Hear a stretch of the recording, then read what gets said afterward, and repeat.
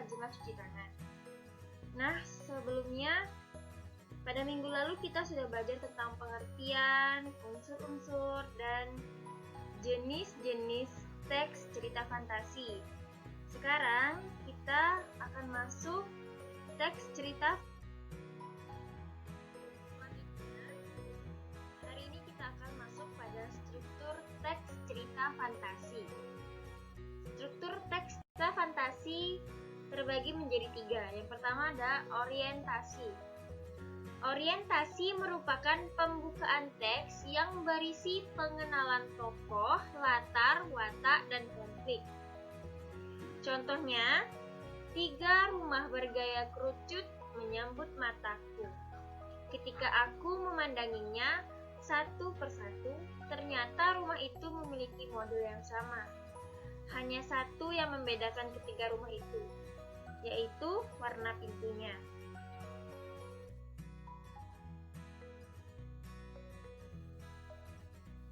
Lalu yang kedua ada komplikasi. Komplikasi merupakan bagian yang berisi masalah atau konflik yang berisi hubungan sebab akibat sehingga muncul masalah hingga masalah itu memuncak. Contohnya ada tiba-tiba seorang alien yang berukuran lebih besar datang.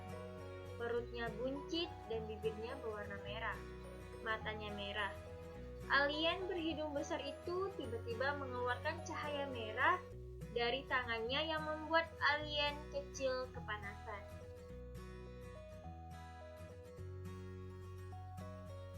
Lalu struktur teks cerita fantasi yang terakhir ada resolusi atau penyelesaian.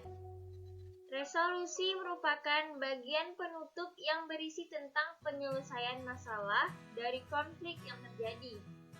Contoh, setelah saya menyebutkan semua perilaku baik yang pernah saya lakukan, pintu terbuka dan tanpa diduga saya sudah berada di depan meja belajar.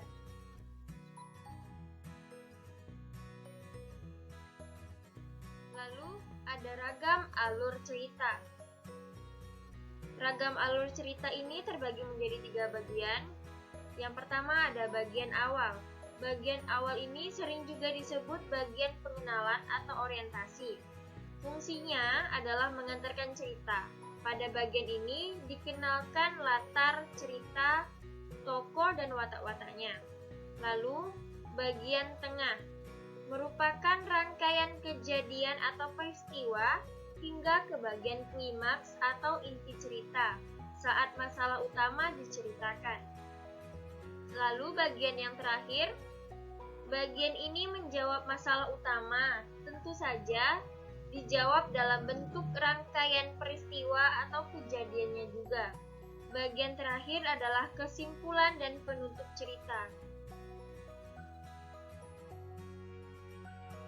Selanjutnya, kita masuk pada ciri kebahasaan teks fantasi. Yang pertama adalah kata ganti.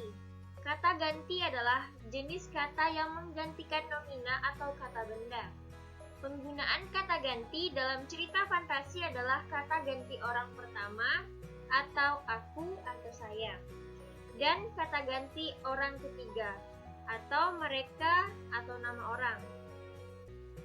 Lalu yang kedua ada penggunaan latar. Penggunaan latar dalam teks cerita fantasi dibagi menjadi 3, yaitu latar tempat, latar waktu, dan latar suasana.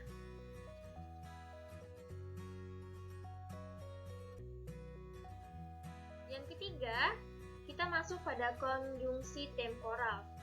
Konjungsi temporal merupakan kata hubung sebagai penanda urutan, misalnya setelah itu, ketika, sebelum, bersamaan dengan itu, lalu, kemudian, akhirnya, dan sebagainya.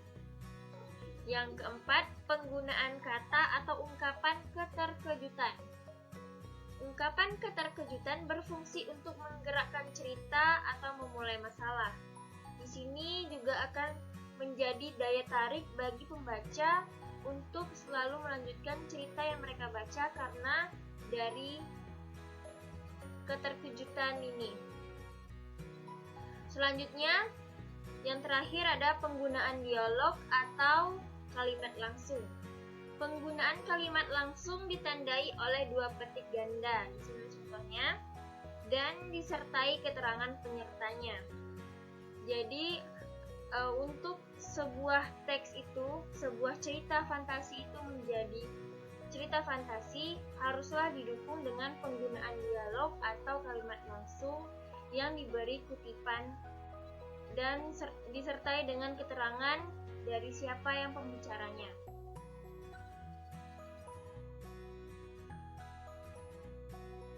Oke, sekian materi kita pada hari ini. Semoga anak-anak ibu paham. Untuk tugas, silahkan seperti biasa cek di kolom deskripsi di YouTube kita. Ibu akhiri dengan Assalamualaikum warahmatullahi wabarakatuh.